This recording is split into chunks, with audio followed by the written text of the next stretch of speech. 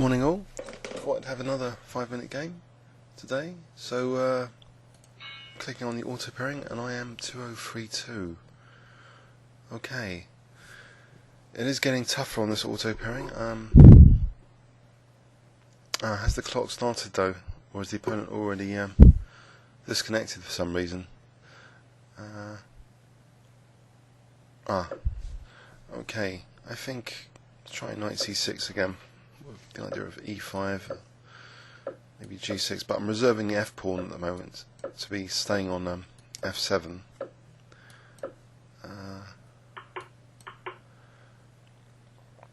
Okay, is the opponent d3? Alright. So here, maybe playing for a quick d5 liberation could be quite good, but it's now been stopped. So I think I'll play rook b8.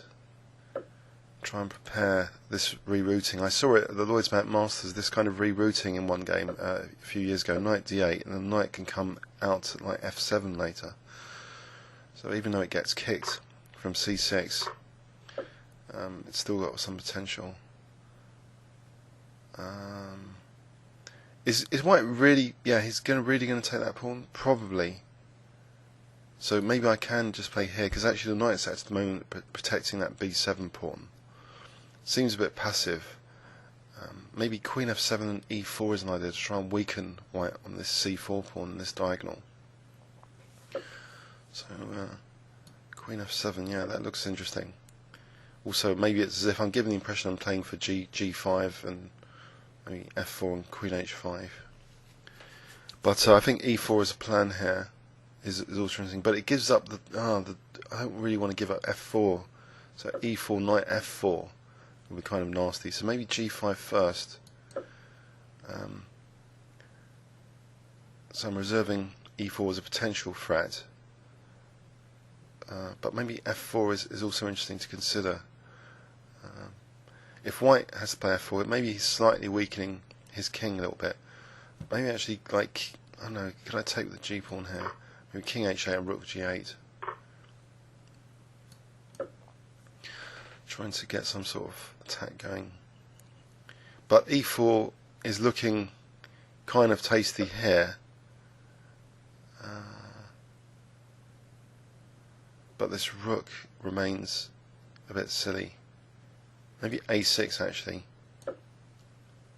Try and like harass this queen on a4 to be able to. I really want to connect that rook to its other rook.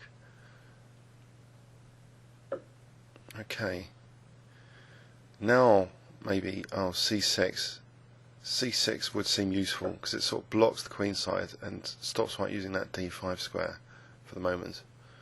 So the rook's a bit freer now potentially. If I can swing like the queen over there, knight f7, the rooks will be connected. Okay.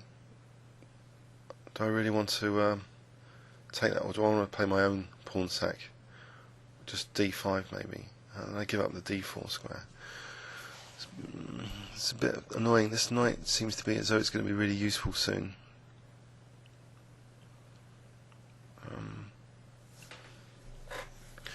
What about just bishop d5, trying to weaken my opponent's king?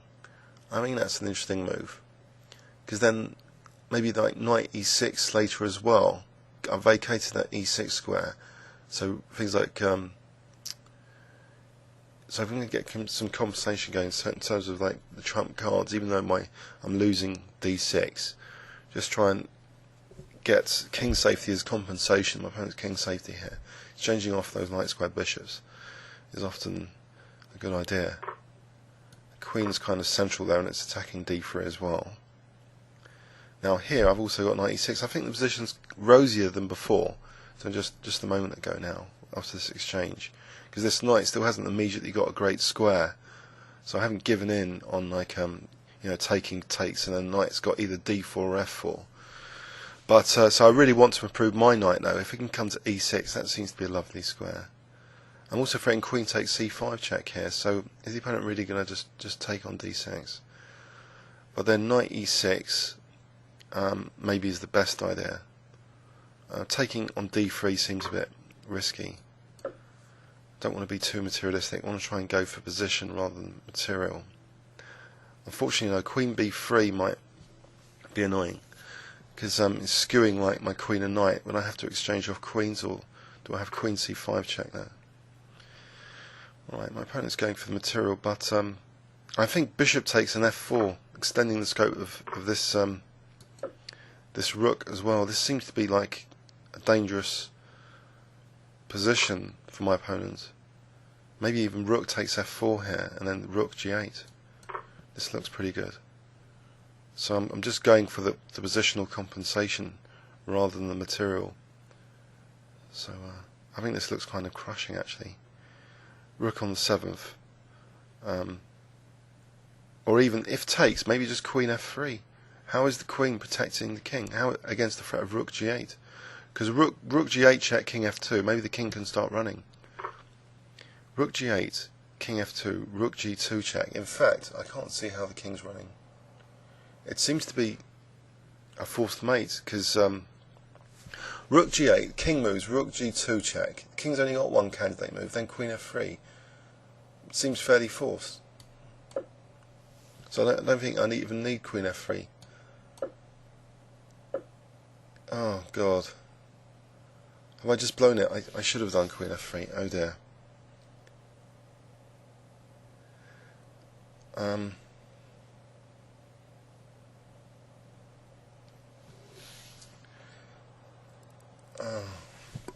I've just blown it. Maybe knight c5. Oh, that was needless. Okay, rook h3 is also an idea, and queen g2. So it's still dangerous for the opponent, but I wish I'd played the other continuation now. It's a bit of a... mulling my opponent off the hook. Okay, check. Take on d3. It still seems a ferocious attack though, but that earlier queen f3 would have stopped all this.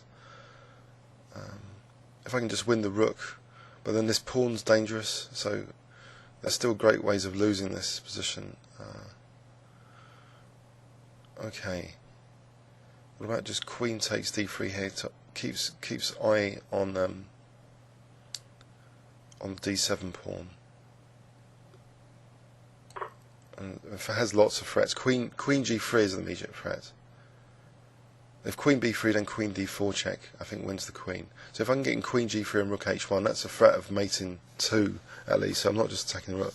But rook g1, yeah. Then rook h2 is dangerous because I'll be skewering the king and rook. But this was all needlessly complicated by earlier, so alright, queen g3, this looks like, oh, he's protecting the h1 square. So this is annoying.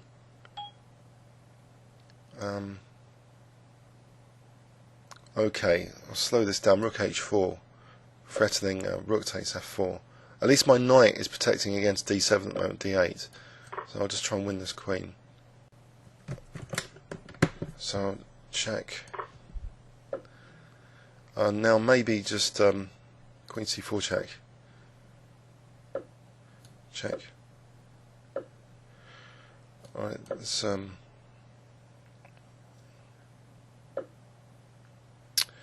right, queen d3 here. I've really made a mess of this position.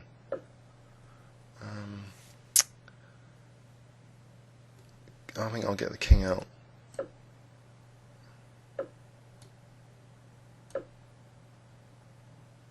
Okay, winning time. I hope you enjoyed that, and please leave any comments or questions on YouTube. Thanks very much.